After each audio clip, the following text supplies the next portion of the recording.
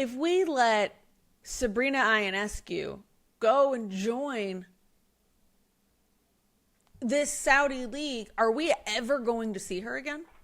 Probably not. She'll probably drop off the face of the earth and she'll play overseas. I do want, because nobody is talking about this, talk more about the idea of signing college players.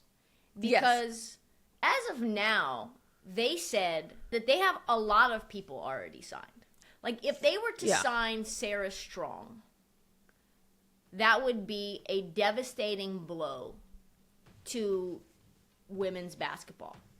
If they were to sign an AZ Fudd last year, right, instead of her, I know she's going, or even after she graduates, that would be a devastating blow to women's basketball in general. And it would hit college, and then it would also hit the pros. Yeah, if you can take one from their freshman year and pluck them out, you're ripping a sapling out from its roots. I'm a hot girl, I'm a hot girl. I get anything I want, this is my world. I make big moves in my big heels. Since the day that I was born, I've been a big deal. I'm a hot girl, I'm a hot girl. I get anything. Welcome to Let Her Shoot, the only podcast that covers women's sports the way that we want it covered. Clearly not other people. Because agents are like, what kind of rinky-dink fucking outfit is this? No bullshit. I don't care if you're the WNBA PA president. You're getting put on the hibachi. No kid gloves. I'm not going to hold water for you. Sarah's not holding water for you. Adrian might hold water for you. Just respect for the athletes. And all the reasons to stay locked in. Sarah Chovnick, 2-time Emmy Award-winning producer. She needs the coffee today. She needs coffee. What is it? She's not proud. She's not proud of it. Trysta Krick, 0-time Emmy Award-winning talent. Or nominated talent. If you like our stuff, which, by the way, thank you so much for tuning into our special episode about college basketball. We are now going to make this a thing. Your engagement, your views, your discussion has made this a regular thing. So subscribe on YouTube. Subscribe. If you can find the hype button, find it. Wherever you get your podcast, find us on the audio form as well. Follow us on TikTok and Instagram and Threads at the Daily W Sports. I think there's just like one thing pretty much to talk about. What is it, Sarah? Yeah, I mean, there was really kind of one headline that just became the roots to every other headline this week, and that was Project B. We had our first signing this past week, which has caused a little bit of ripples throughout the W world and in our inboxes, like we were saying. So we're going to talk about Project B, we're going to talk about Nneka, and we're going to talk about all the things. Because she was the first. Right, spoiler alert. She was the first signee.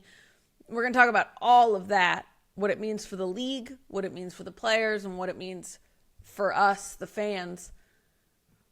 So let's start out with the big overarching headline of this. Nneka Ogwumike became the first player to publicly sign a deal to go and play in Project B and be some sort of equity partner. We don't know exactly what that is. We don't know the exact salary, but we're being told that it's somewhere around $2 million. There's a lot to break down with just this whole thing. Let's start with the person, Nneka. Let's start with Nneka being the one who was the first to sign. What do we feel about the optics of this? They're terrible. The optics are terrible. The optics are terrible on two sides of the coin. One, you're in the middle of a pseudo lockout with an extension, and you've got the WNBA, the WBPA, whatever, WNBA PA, you know what I'm saying? President, I always get it messed up, obviously. Yeah. Like so many things. We got the president deciding in the middle of a negotiation to be the stamp of a league that, as of now, is going to operate in the off season of the WNBA. Mm-hmm. But has publicly stated they are not opposed or closed off to the idea of it being a rival league to the WNBA. At a time where the sticking point for many of the players was exclusivity in playing in the WNBA, and very clearly this has been going on with Nneka and her former teammate, Alana Beard. What Alana Beard? Yeah, former teammate and roommate for the LA Sparks. So it feels like a little disingenuous to me that they're operating in good faith and that she has the best. I think it's in the best interest of all players to be able to go outside the WNBA and play in the off season. But if it wasn't, and she had already been involved in this Project B and just hadn't announced it, then her and Fee, who also has another league, are essentially, not being able to advocate in a fair and unbiased manner when they're equity partners in the exact thing that the WNBA doesn't want them to participate in. And then in number two, so that's like the WNBA side. And then number two, from like a human being side, you've got We're gonna. By the way, don't blow all of it at once because we're gonna get into all this deeper. Fine, but I think it's fucking awful, and I think it clearly shows that she was not thinking this through. No, I mean, I think she probably was thinking this through. I guess I have a couple questions. One being, how long has this deal with Nneka been in the works? Because we've been hearing since way back during All-Star Weekend, we've been hearing that one of the main sticking points in the CBA negotiation was the ability to go and play in another league. And kind of this whole time we've been thinking in our heads that meant Unrivaled, right? Like, or overseas. Or overseas, but I think most to play in Russia or to play in China or to play in any of these, play for your national team, etc. But now I'm looking at it in a little bit of a different light, knowing that Nneka, the president, is the first to sign in a new league that we're going to get into all its shady ties because there's some shade going on with this league in general. But I do think it makes me, I think it undermines the sincerity of these negotiations. And do we know that they're in good faith? And if I'm a player that is not being offered $200K from Unrivaled or $2 million from Project B, I'm feeling probably a little bit like, I don't feel like my voice is being represented in these negotiations because it's just Nneka, it just feels to me like a little bit of Nneka being like, well, because guess we'll see what happens. Because it's only like 100 players between Unrivaled and Project B that will play. So, right. I when I say I don't think she thought it through, I think she thought it through from her own perspective as like a money-making engine, and a basketball player in the twilight of her career. Like, Nneka's almost washed. So I get that you would go, and this is kind of like Messi coming over and playing in the MLS, right? But this is not the same, because you're going over, it's like Kylian Mbappe and going and playing for Saudi Arabia for $1 billion for 1 year. I get you're like at the tail end of your career, you want to maximize how much you make, and you think that this is a good way to collect the bag when it doesn't really matter whether you still got it.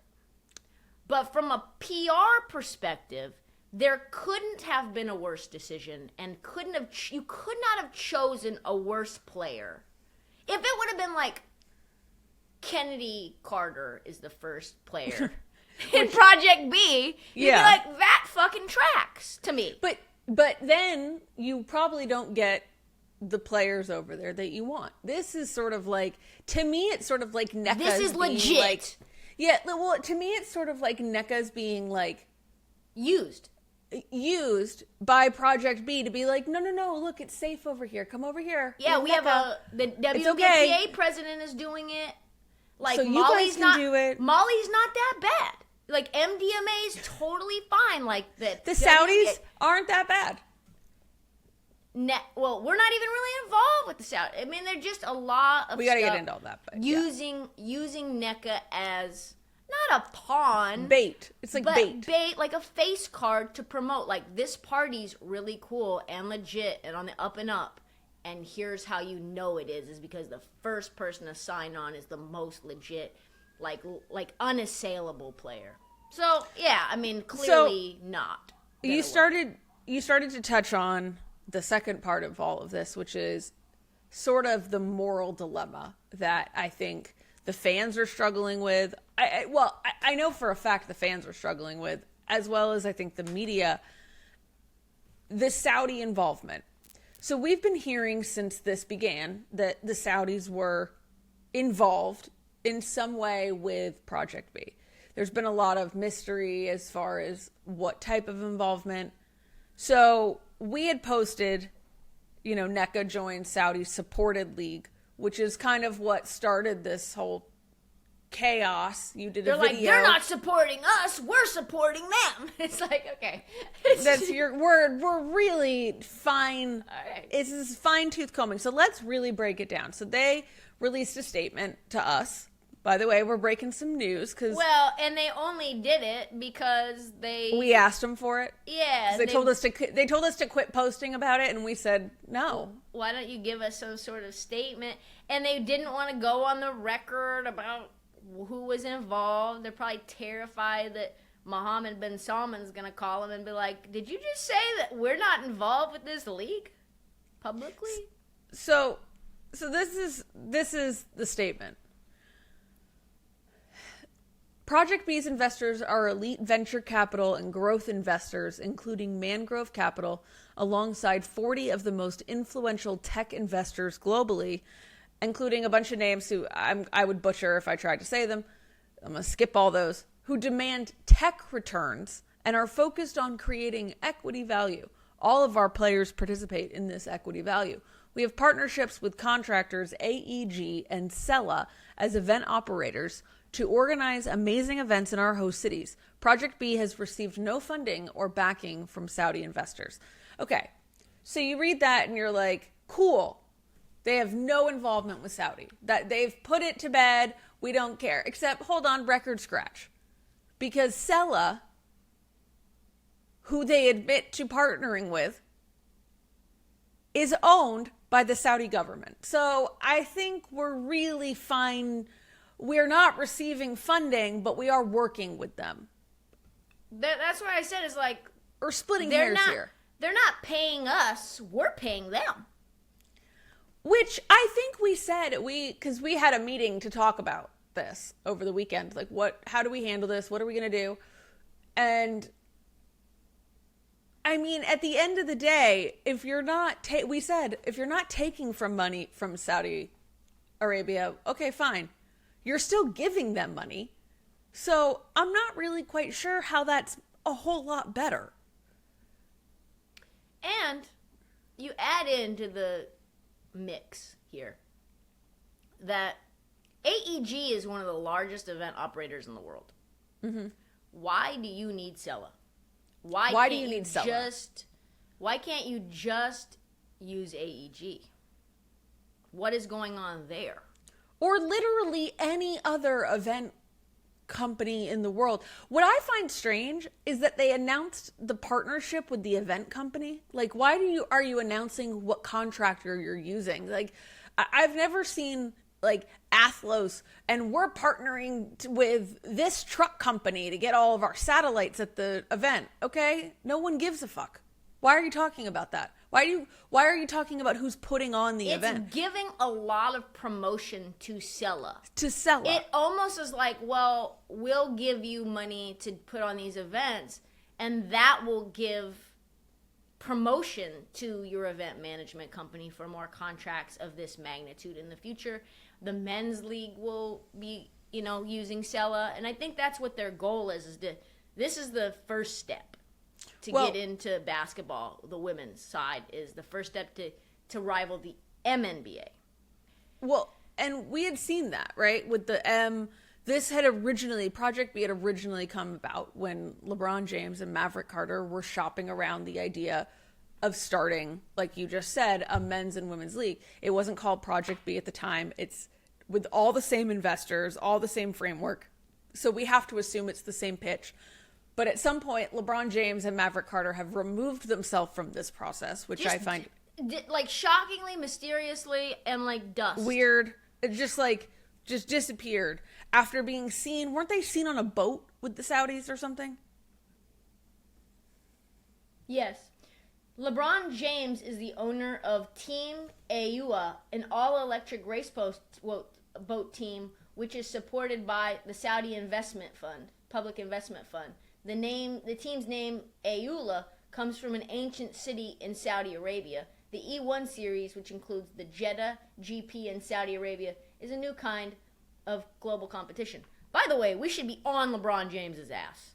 On his ass. Yeah, so that wasn't even what I was talking about, but that brings up another interesting point, which was when they first started shopping this around 7-8 months ago, all the reports were that they were shopping it directly to the Saudi PIF to invest in this league.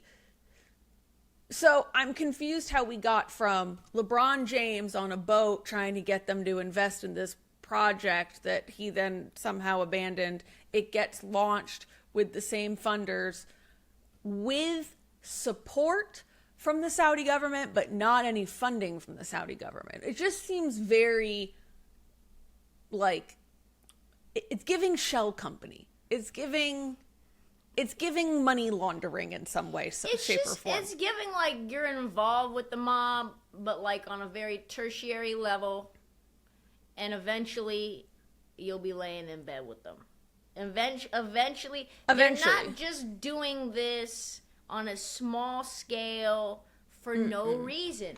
If you look at the timeline of what Saudi Arabia has done, there's like they've been sports washing, which is investing in American sports to try to clean up their reputation since 1971.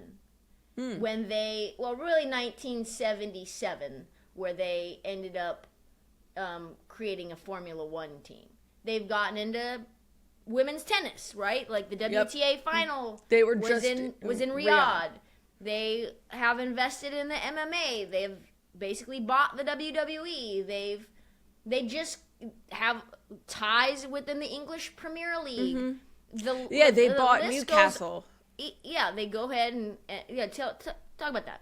From what I know, the Newcastle, they had promised that they weren't going to have, that they were just going to fund it. They were not going to have any hand in the club, that they weren't going to, there was going to be no operational, no organizational control by the Saudis.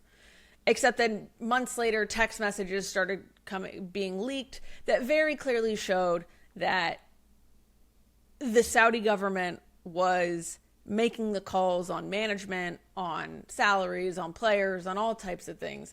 Prince Mohammed bin Salman did not like the way that the team was going. There was a lot of like, okay, now the PIF owns like 80% of the club. And so, they are involved in the day-to-day operations. If I'm them right now, there's kind of two folds to this. If you're so committed to not wanting anyone to think that this has nothing to do with the Saudi, that they were just the best people for the job, which is weird, and I can't imagine that would be the correct case. If they were really just the best people for the job, but it's causing this much of a backlash, why not just fire them? You have millions and, you guys are all apparently tech billionaires. You can get out of a contract, can't you? Well, what's interesting, speaking of SELA, in 2023, SELA became the primary shirt sponsor for Newcastle.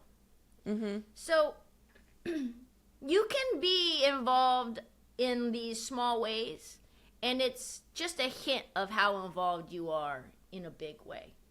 Yeah, And they went from shirt sponsor to control of the club. it's kind of nuts, honestly. And I really think that people shouldn't be mad at us or anyone that's upset with Nneka or upset with Project B as a whole. Because if you look at it as like in a bigger level, outside of the fact that you don't really want to be tied with Saudi Arabia in general, which shockingly so many basketball people on the women's side have just really no clue about. I was talking to an agent, a WNBA agent, and he was like, well, what's so wrong with Saudi Arabia? And I said, man, really, you need to bone up. Turn on the news. You need to bone up on some information. But on top of that, think about what this does if it really is a threat to the WNBA. And I keep seeing this, people saying, oh, well, it's not as if the U.S. government is any better. The U.S. government does not run the WNBA. That's a big difference. Yeah, we don't have the government in charge of a league or even a part of owning the league. And on top of that, I don't really think it matters in the sense that Saudi Arabia is our foe. They are not our ally. In the international relations element of this is that we are not interested in doing deals with them in general, right? Like, this has been considered an adversary for a very long time.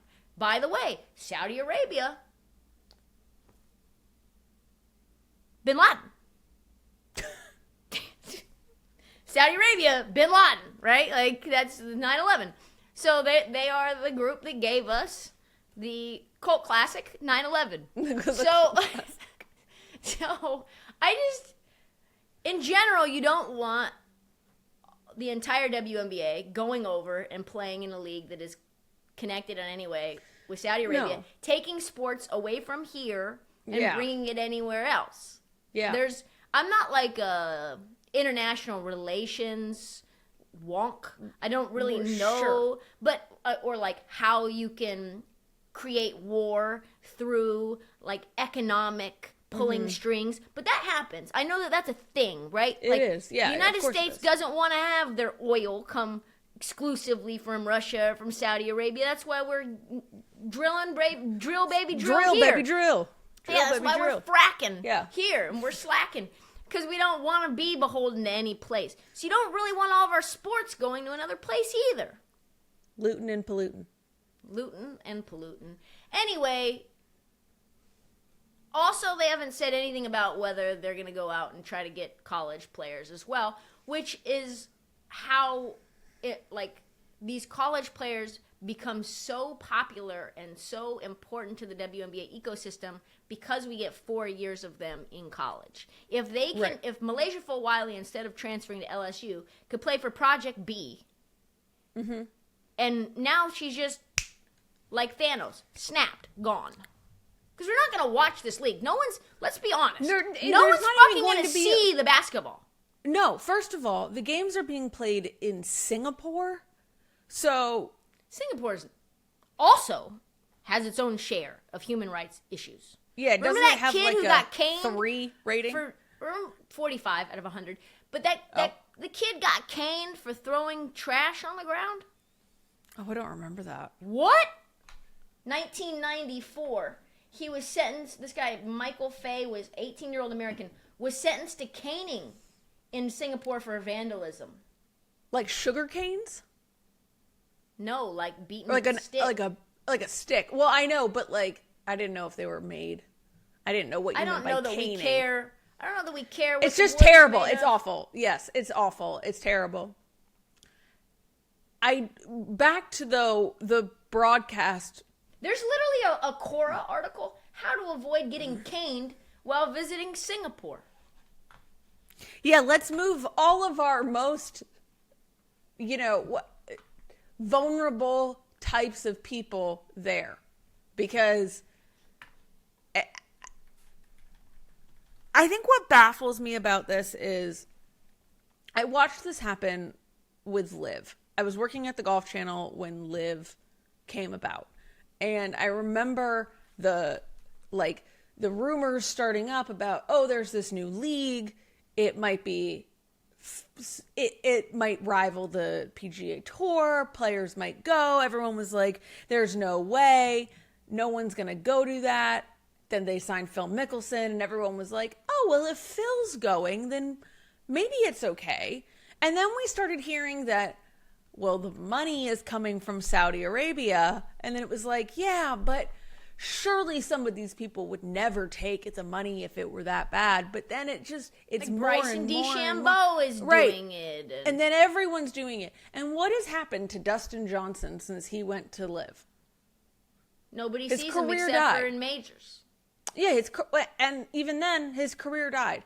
So to me, it's like, if we let Sabrina Ionescu go and join this Saudi league, are we ever going to see her again? Probably not. She'll probably drop off the face of the earth and she'll play overseas. Signs, because it makes you wonder because if I'm the WNBA, which I would hate to do this, but if I'm seeing this Project B and I don't have a guarantee that this league is never going to rival the WNBA, I'm standing firm on, no, this is actually, I will not let you go and sign with another league. You have to pick one. So if you don't pick us, you can't pick anything. And then no one... it makes the WNBA's stance on exclusivity a little bit more understandable. I do want, because nobody is talking about this, talk more about the idea of signing college players. Because as of now, they said to Adrian, their spokesperson from their PR company, said that they have a lot of people already signed. Young player, tons of people we don't know. And so I'm wondering who those players might be and what that will do to the ecosystem of college sports in general. Like, if they were to sign Sarah Strong, that would be a devastating blow to women's basketball. If they were to sign an AZ Fudd last year, right, instead of her, I know she's going, or even after she graduates, that would be a devastating blow to women's basketball in general. And it would hit college, and then it would also hit the pros, because we're excited about watching Flau'jae, and we're watching Flau'jae for the whole length of her 4-year career, sometimes 5 when it comes to like red shirts or super seniors or COVID seniors or injuries. So you're really falling in love with these players over a long period of time in the most deep cultural loyalty setting, which is college sports. Yeah, if you can take one from their freshman year and pluck them out, you're ripping a sapling out from its roots. You're not letting them develop by any means. Well, not just that, but like, we don't get to see them, and we'll never see them. They'll never go to the WNBA. No. Why would they? If they can get $3 million at 18. And we don't know if and they haven't some said of these anything contracts, about it. Well, we don't know if some of Project B's contracts have exclusivity in them. We don't even know that. We don't know that they would be allowed to come back and play the W. But you look at some of these, like you were saying, like Juju, Sarah Strong, AZ Fudd. But do you think that NIL helps with that? Because, I mean, if you're Sarah Strong... Who says that you can't... Well, and that's the question. Does your NIL dry up if you go overseas and play in this league? Do people even give a shit about Juju Watkins if after her freshman year she's over in Singapore? Does she get a Wilson sponsorship? Does she get a Gatorade sponsorship? Does she get a Nike shoe? Probably not. Probably not, no. So it would need to be actually even more exorbitant than $2 million for Juju to be enticed to go there. Juju Watkins would probably need, like, think about how much Caitlin Clark is getting. Yeah. You would need a Kylian Mbappe light Temu version where it's like, wow, that is just so much money. I'm willing to look the other way. You would need to sign we know they Juju have it. Watkins. We know they have it. And let's be honest, these billionaires, the founder of Zoom and the founder of whatever the fuck tech companies that they are all. I don't even know why that statement, by the way. Skype. Excuse me. Google and Skype. Excuse me, Skype. Which is like a far inferior product to Zoom. And Facebook, the Meta. Does anyone even use Skype anymore? No. I haven't used Skype since 2017. Anyway, I haven't used Skype since 2007. Let's keep moving on, okay? We're derailed. You're derailing me. Anyway, so I don't know why they made it a point to say. Oh, I know why. People who are tech investors and they want to invest in tech growth. What was it? And it's like, well, how does this have anything to do with tech? Tech returns. Okay, you guys are just What saying words now. the hell does that even mean? You're just throwing words out. The truth is that this league might not even happen. I honestly believe it is so fragile. And maybe they have 10 players signed, but they need 66 players for this league to work. And you probably need at least a dozen of them. They'll get 66. You think so? I was talking to an agent and he said they can't tell me anything. They don't know anything. They don't have information for even me. It doesn't matter. Who has he has 25% of the league. And he still they won't tell him. He's like, I am very uncertain whether this thing will even take off. I said the same thing about Liv. I said the same thing about Liv. I was like, Where there's a Saudi, there's a way. Running. Yeah, like they have Greg Norman running this fiasco, and their only signee is Phil Mickelson. They're never going to get. And you know what they did? They went to colleges. They pulled out the top recruits. They pulled them into Liv. They signed them for $10 million right off the jump, and they never played a single hole on the PGA Tour. And is that what's going to happen? It's very possible. They will find 66 players. They don't give a shit who these players are. I'm going to tell you that right now. Who would be the player that you would be I think Nneka was so shocking shocking because of how much of a social change advocate she is, and how human rights abuses would seemingly turn her off to participating. I bet you they downplayed, just like they're trying to downplay it to us. I bet she wasn't even aware of this SELA Saudi connection, even though a simple Google search would have proven that. But why would she Google search? 2 million, because put it in the bank. But who would be the next person for you that you would be like, wow, I can't believe this? Retirement should not be overcomplicated. You should feel like the advice that you're getting fits your life, not someone else's agenda. That is straight talk and a solid strategy, and that's what you get from Fuchs Financial, our guy. Watch Ben's show, How to Retire, on his YouTube page, which we link in the show notes. Thank you to Ben. Seriously, thank you to Ben for believing in what we're doing over here. Our first sponsor, our most important sponsor to date, and we're always going to keep it solid. So go over there and check Ben out. So here's the thing. I would say immediately my brain goes to Angel, but I wouldn't be, I don't think, shocked if Angel signed with them just because of the way she's treated by WNBA fans and other organizations and commentators and the media. I wouldn't be surprised if she was going to cash out. Here's the reason, though, that Asia would surprise me.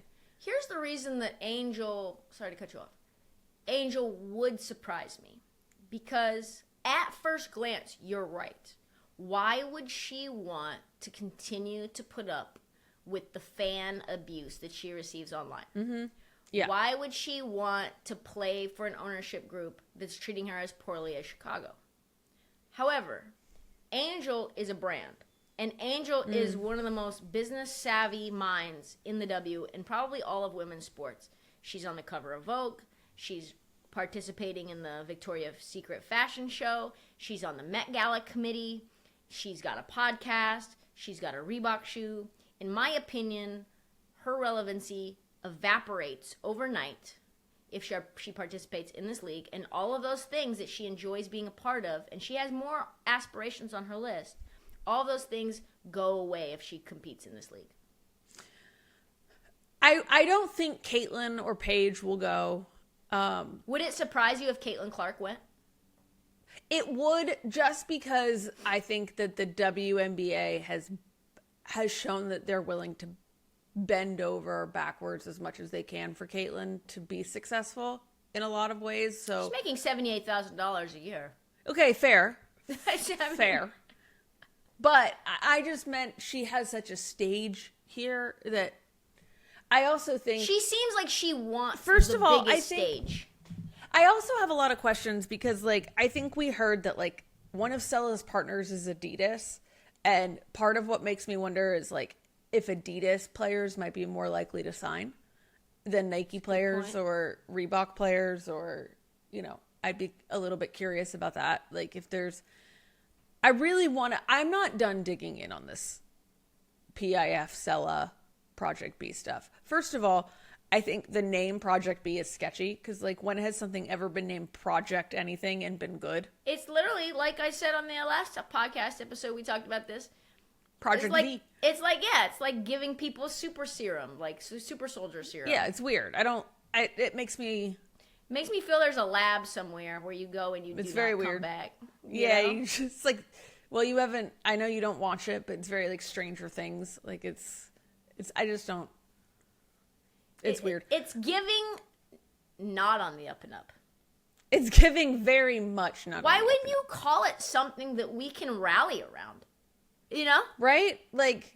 Something American sounding, you know?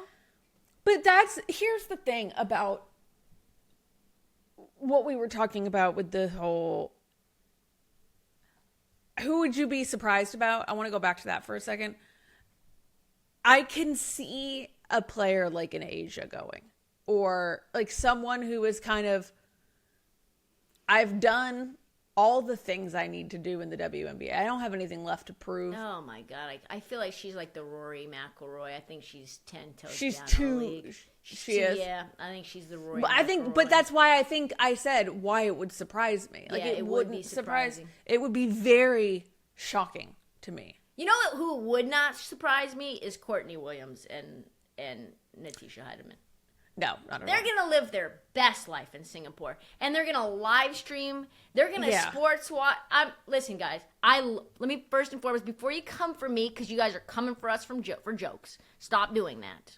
Stop I doing that. love the stud buds. This is just a joke. However, the joke is, I don't know that I need to like announce jokes anymore, but okay. You kind of do, apparently. I can see the stud buds sports washing the hell out of Project B. Like, Oh. are you kidding They me? have the They're stud gonna buds go to on the- like big billboards. Yeah, and they're gonna just go to the re-off. night. They're gonna go to the night market in Singapore. They're gonna be on those little motorized scooters. They're gonna show you the water. They're gonna tell you the humidity's not that bad. They're gonna go to all these different destinations. They're gonna have, Nneka in the room. Like Singapore's gonna allow them to bring the dog in.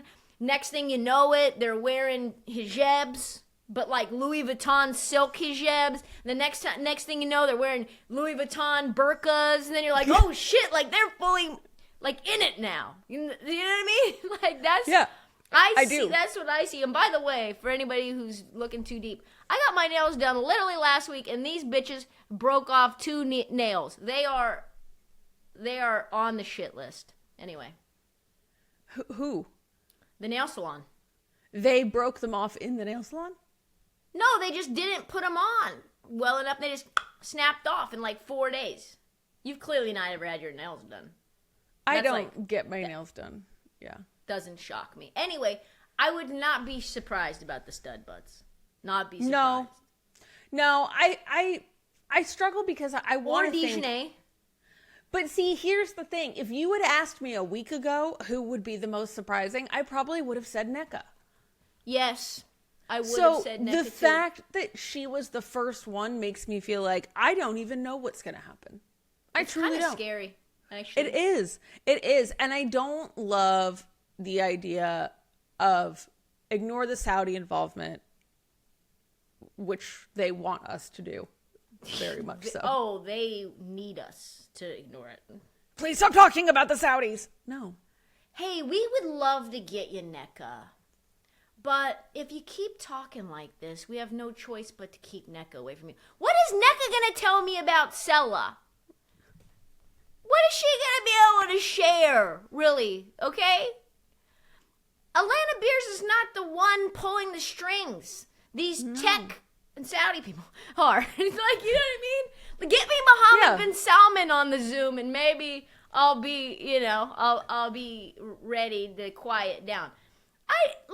And you know the thing is like they don't even find it shameful that they're trying to apply pressure to us to eliminate all of our skepticism. That's the part that I'm like the most pissed about. This is a potentially a rival league to it's a national security threat. Yeah.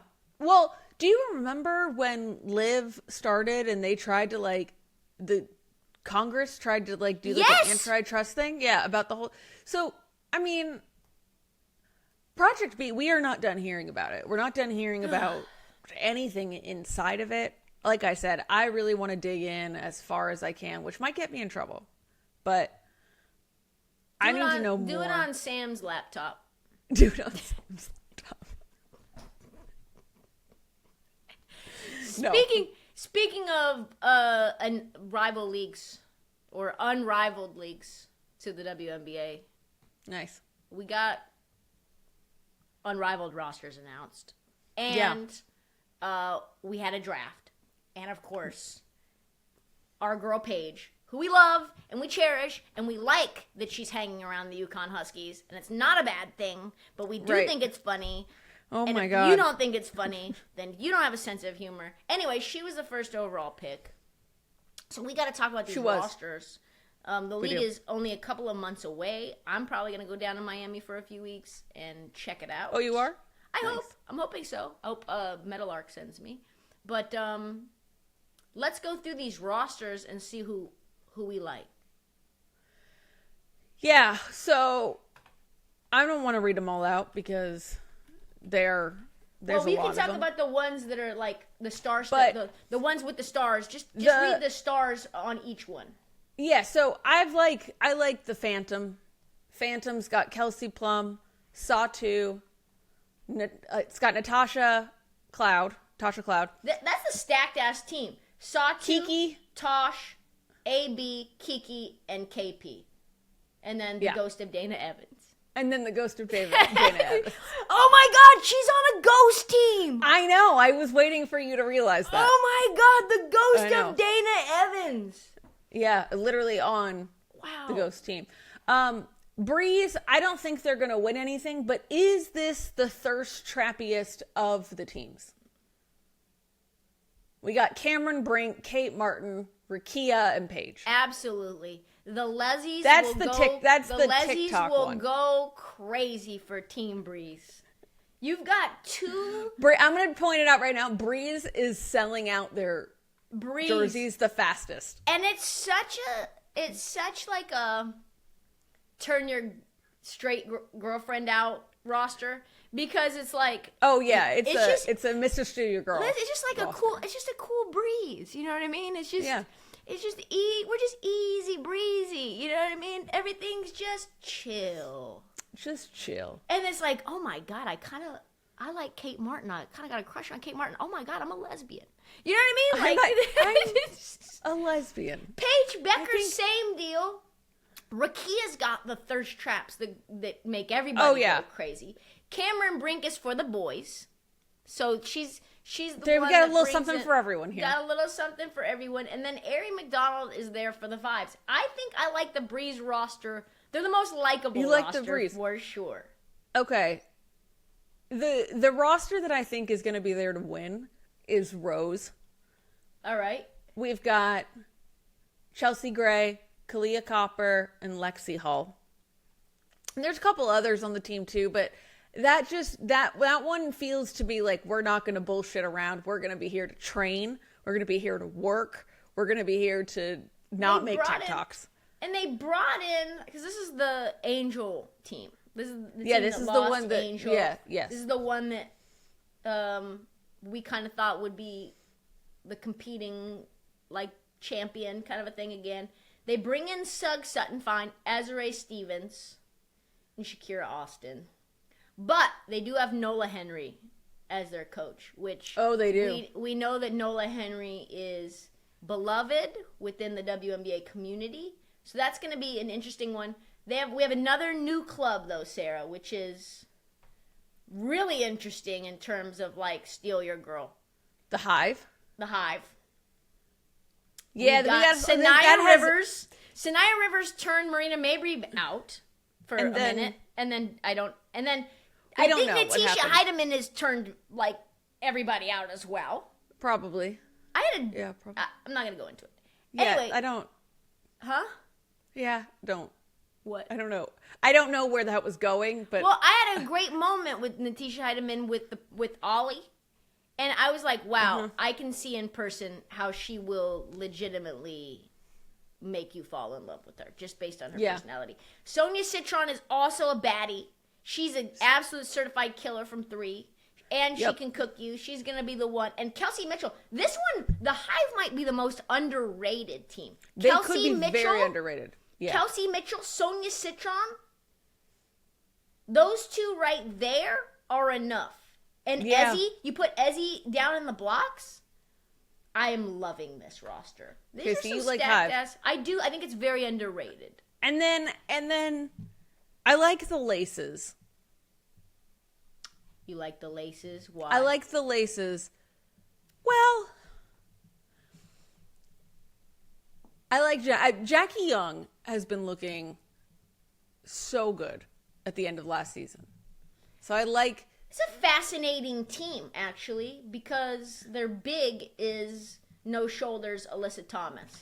I know, and then that was my one thing. I wrote down, I like aces. Where's the size? And then I put AT shoulders ? AT shoulders ? It's basically Brittany Sykes, Jackie Young, and Alyssa Thomas will be the main 3 that they use. Yes. I don't love this roster. I'm not going to lie to you. You don't? I don't like that she's their only big. I love buck with us won't do the Lunar Owls. You've got Nafisa Collier, Skylar Diggins, Aaliyah Edwards, Marina Mabrey. Those are 4 huge pickups, and then you add in Rachel Banham and Rebecca Allen, which is just like whatever. The team is very top heavy. I don't know anything about this DJ Sackman, but he'll probably be the next coach of the Dallas Wings. Or some other, or no, like when somebody, or whoever, when somebody inevitably gets fired, he'll be a coach somewhere. He'll be the next at some point. He'll be the next one. Yeah, just pretty standard looking white guy. Pretty standard looking white guy. Yeah, I like him. I like. Also the Mist are very underrated. Brianna Stewart, Arike Ogunbowale, and Alicia Gray, Big Al. And then the 2 backups are Lee Yaroo, and you know how I feel about Lee Yaroo and Alana Smith. Yeah, they actually have... Alana Smith can lock you down. And Veronica Burton, who had a real breakout season last year. Did. So I do like the Mist. They're a good team. It's going to be a good series. And then this one's interesting, too. The Vinyl, Courtney Williams, Ryan Howard. Those two are like best friends, too, for when they play. And then... I think they got really close last year in Unrivaled. De'Erica Hamby, who she got cooked in Unrivaled last year, but it made her better. Erica Wheeler, Ray Burrell, I'm Just a Girl, and Brittany Griner. Pretty solid. And then the pool of development pool, which is where they're going to be pulling people out of. We have our girl Haley Van Lith in there. Who will never be picked. I'm just joking. I don't know. She did win like a bronze or a silver for 3-on-3. Bronze. But I am really surprised she didn't get put on a roster at all. We got Rachel Banham out there.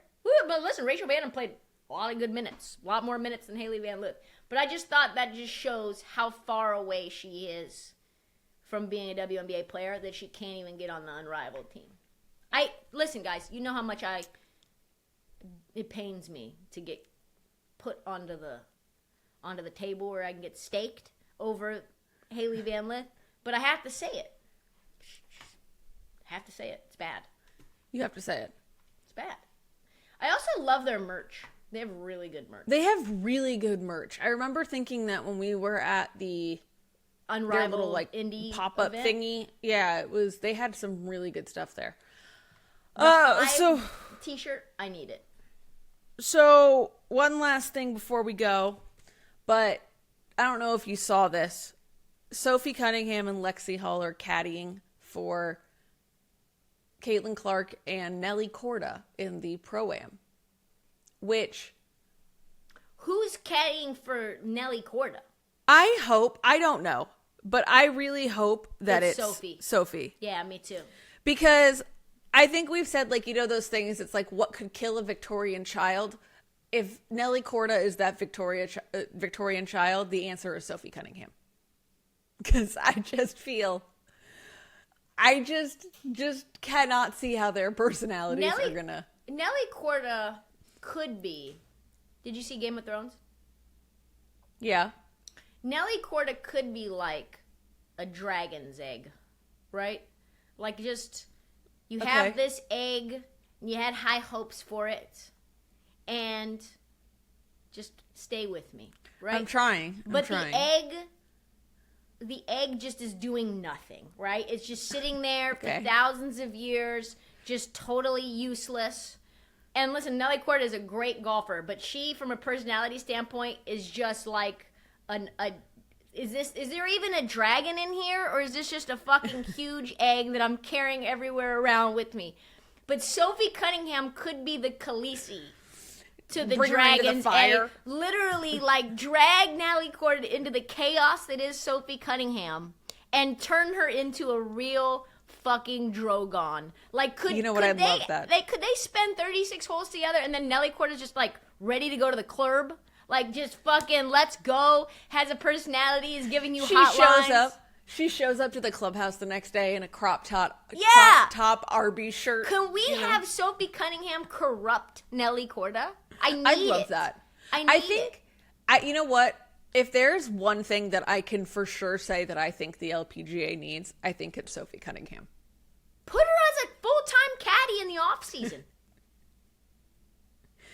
I'm actually kind of bummed that I'm not there for it. I'm not going to lie. Where is it? It's at the Nneka this week in Tampa. I think so Tampa. Sick. I need it. I don't know what channel it's on, but I need a mic on Sophie Cunningham the whole time. Oh, if they don't have them mic'd up, they're doing it wrong. I need to know what they are saying. And the cringe, because it has one possibility of being like just awesome. You know, like Sophie Cunningham corrupts Nelly. But it also has, on the flip side, a real possibility of being one of the most awkward, silent situations you've ever seen. Nelly's just silent the whole time. God. And you're just crawling out of your skin. No, I think she'll be a good sport. Nelly, I've heard her laugh once or twice. See, this is what I'm talking about. This is the dragon egg. You know what I mean? This is the dragon egg. Just doing nothing. Winning. She wins. She's a fucking baller. I wish I could do anything as well as Nelly Korda does anything. Except for laugh and tell jokes. All right, that's all the time that we have for this episode of Let Her Shoot. Come back for our NWSL episode that's also up. Make sure you go and check that out if you like soccer at all. We're splitting these things up by sports because we know not everybody who likes the dub likes the N-dub. And then also Friday, check us out for an all-new college episode. We have heard you in terms of breaking down certain games and certain players. There's a girl that we have to talk about that wears the Nelly Band-Aid over her eye, and she is electric. Yep, Sarah's making a face because she hasn't done the prep yet. We'll talk soon. Thanks so much. And 1, 2, 3, Sarah. Let her shoot.